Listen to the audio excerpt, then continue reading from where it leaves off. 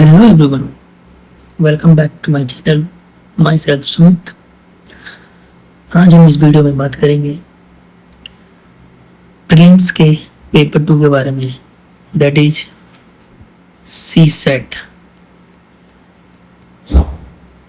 आज हम प्रीलिम्स के पेपर 2 के बारे में बात करेंगे, जो हमारा सी सेट पेपर है और इंग्लिश पेपर है। आज हम इस पर डिटेल में डिस्कशन करेंगे और इसमें हम जानेंगे कि इसमें कौन कौन से इम्पोर्टेंट टॉपिक्स हैं, इसके कितने कंपोनेंट्स हैं, कितने मार्क्स के होते हैं ये, और इसमें टोटल कितने क्वेश्चंस आते हैं और इसका ड्यूरेशन क्या है, और इसके हम लास्ट में रिसोर्सेज के बारे में भी बात करेंगे। So let's move in this video. We are going to discuss about the paper 2 of prelims, that is CSET. CSET ये prelims के पेपर 2 का पार्ट है। इसमें टोटल 3 कंपोनेंट्स होते हैं। कौन कौन से 3 components? First one is English, second one is maths and third one is reasoning. in English में जैसे कि आपको पता है, जो पैसेज और ये सब जो कॉम्प्रिहेंशन और पैसेज और ग्रामर वो के आते हैं। मैथ्स में आपके क्वांटिटेटिव एप्टीट्यूड और रीजनिंग में लॉजिकल और एनालिटिकल रीजनिंग। ओके, सी सेट जो बेसिकली होता है वो 200 मार्क्स का होता है। जो सी सेट पेपर 2 है प्रीलिम्स का, वो कितने मार्क्स का होता है? 200 मार्क्स का, जिसमें 33% मार्क्स रिक्वायर्ड होता है। We only have to score 33% of marks. Total इसमें क्वेश्चन होते हैं वो 80 क्वेश्चन होते हैं, और इसमें नेगेटिव मार्किंग जो होता है वो 1/3 होता है। इसमें जो नेगेटिव मार्किंग होता है वो क्या होता है? 1/3 सी सेट में। तो अब हम बात करते हैं इसके अलग अलग कंपोनेंट्स होते हैं उसके टॉपिक्स के बारे में। तो जो ये टॉपिक्स हैं इंग्लिश, इसमें हम देखते हैं कि इसमें कॉम्प्रिहेंशन स्किल्स पढ़ना होता है हमें। इसमें interpersonal skills including communication skills, इसमें स्टेटमेंट्स एंड कंक्लूजन पढ़ना है, इसमें हमें ड्राइविंग कंक्लूजन पढ़ना है, वेरियस टाइप्स ऑफ पैसेजेस और रीडिंग स्किल्स। अगर मैं बात करूँ कॉम्प्रिहेंशन स्किल्स की, जो जिसमें हम पैसेज दिया जाता है और उस पैसेज को रीड करके हमें आंसर करना होता है, ठीक है। वही अगर इंटरपर्सनल स्किल्स की बात करें तो इंटरपर्सनल स्किल्स एक तरह से रिलेशंस बनाना होता है, focus on building relations and understand the other communication skills, जिसे हम people skills भी बोलते हैं, जिसमें हमें पैसेज दिया जाता है तो उस पैसेज को पढ़ के उसको समझ के हमें उसका आंसर करना होता है। स्टेटमेंट कंक्लूजन में स्टेटमेंट दिया रहेगा और उस स्टेटमेंट को पढ़ के उसका कंक्लूजन, उसका फैक्ट्स को पढ़ के आपको आंसर करना है। वही डिराइविंग कंक्लूजन की बात करें तो ड्राइविंग कंक्लूजन में जो है पैसेज दिया रहता है और उस पैसेज से आपको वहाँ पे आंसर करना होता है। ड्राइविंग कंक्लूजन में पैसेज रहता है और उस पैसेज को पढ़ के, उसके फैक्ट्स एविडेंस को पढ़कर, उस पैसेज को अच्छे तरीके से एनालाइज करके फिर उसके बाद जो उसमें क्वेश्चंस पूछे जाते हैं उसका आंसर करना होता है। और वेरियस टाइप्स ऑफ पैसेज में आपको पता ही है कि कॉम्प्रिहेंशन पैसेज, नैरेटिव पैसेज और भी जितने तरीके के पैसेजेस होते हैं, उसे इवेल्युएट करके उसके आंसर को, उसी पैसेज को पढ़कर उसके आंसर करना होता है। और वही रीडिंग स्किल्स में जितने भी पैसेजेस हैं वही रीडिंग स्किल्स में आते हैं। अगर हम बात करें इंग्लिश के और भी टॉपिक्स, जो इम्पोर्टेंट टॉपिक्स है जो सी सेट में पूछे जाते हैं ज़्यादातर, तो वो है आपके वोकैब। जैसे कि आपको पता है इंग्लिश में वोकैब ज़रूरी है। वो है आपके ग्रामर में भी बहुत सारे पार्ट्स हैं और रीडिंग स्किल्स में पैसेज और उसके होती है, ठीक है, passage meaning.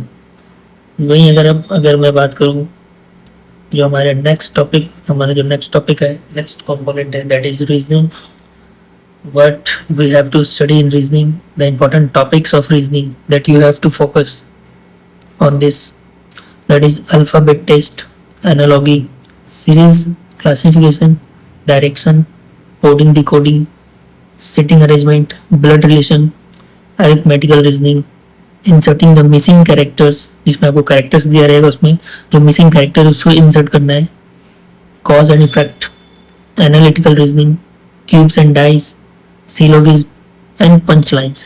These are the important topics for reasoning for your CSET paper.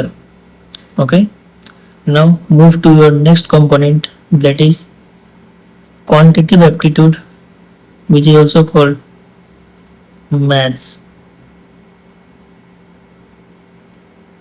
Quantitative aptitude मतलब मैथ्स में आपको कौन कौन से इंपॉर्टेंट टॉपिक्स हैं उसको मैं आपको बता देता हूँ कि आपको कौन कौन से इंपॉर्टेंट टॉपिक्स है जिसमें आपको ज़्यादातर फोकस करना होगा. You have to focus on these topics.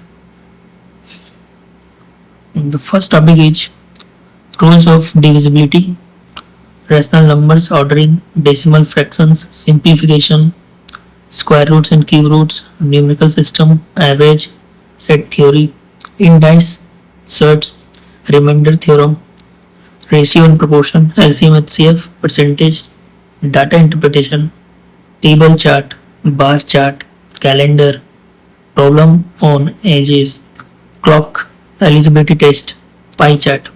ये सारे आपके important topics हैं that you have to focus on these topics. These topics are very very very much important for your CSET paper, which is paper 2 of prelims.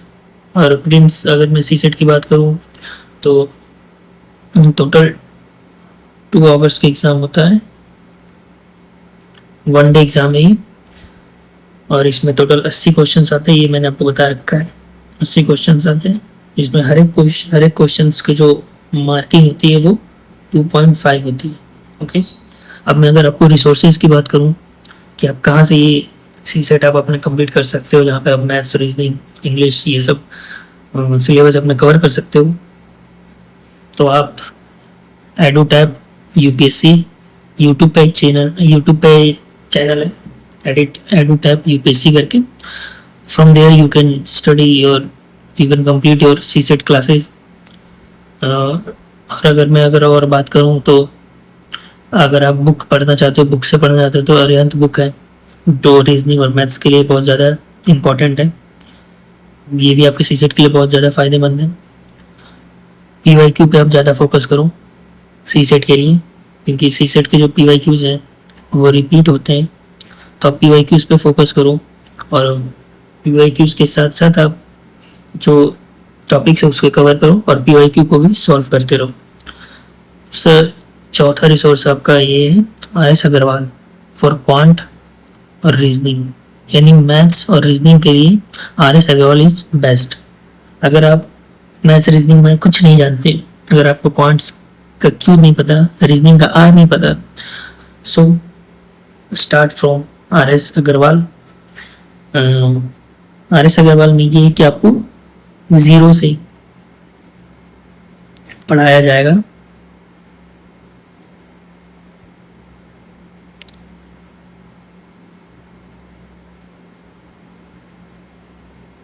Zero से आपको पढ़ाया जाएगा. आप यहाँ बेसिक लेवल से आप एडवांस लेवल तक जाओगे तो ये आपको पूरे अच्छे तरीके से आप क्लियर होगा आपका ये CSET का पेपर. और दूसरी चीज़ रीडिंग स्किल्स के लिए आप न्यूज़पेपर पढ़ो, क्योंकि आप इंग्लिश में ज़्यादातर जो पेपर्स आते हैं, इंग्लिश में अगर मैं इंग्लिश की बात करूँ तो इंग्लिश में जो पेपर आते हैं CSET के अंदर वो ज़्यादातर केस स्टडी होते हैं, केस बेस्ड केस स्टडी होते हैं, जो आपको PYQs में देखने को मिलेगा. You can check you can also check your PYQs, and from there you can see the types of questions in English and quants और रीजनिंग. इंग्लिश में ज़्यादातर आपके केस स्टडी बेस्ड क्वेश्चंस आते हैं जिस पे आप ज़्यादा फोकस कर सकते हो. अगर आप केस स्टडी करना सही से जानते हो तो देन इट्स गुड. और इसके लिए आप न्यूज़पेपर पर ज़्यादा फोकस करो. न्यूज़पेपर पढ़ने से यही होगा कि आपके जो रीडिंग स्किल्स हैं, जो आपके केस स्टडी करने की जो आपकी लॉजिकल थिंकिंग है, क्रिटिकल थिंकिंग है, वो इन्हेंस होगा और वो आपके लिए बहुत ज़्यादा फ़ायदेमंद होगा फॉर योर सी सेट. ठीक है. So that's it from my side. इस वीडियो में इतना ही. कमेंट पे वीडियो चाहिए और मिलते हैं नेक्स्ट वीडियोज़ में जिसमें हम प्रीलिम्स के पेपर 1 के बारे में बात करेंगे. ये तो था पेपर 2. नेक्स्ट वीडियो में हम बात करेंगे प्रीलिम्स पेपर 1 जिसमें जो जीएस पोर्शन है उसके सिलेबस के बारे में और इन डेप्थ में बात करेंगे हम. और कमेंट फॉर मोर.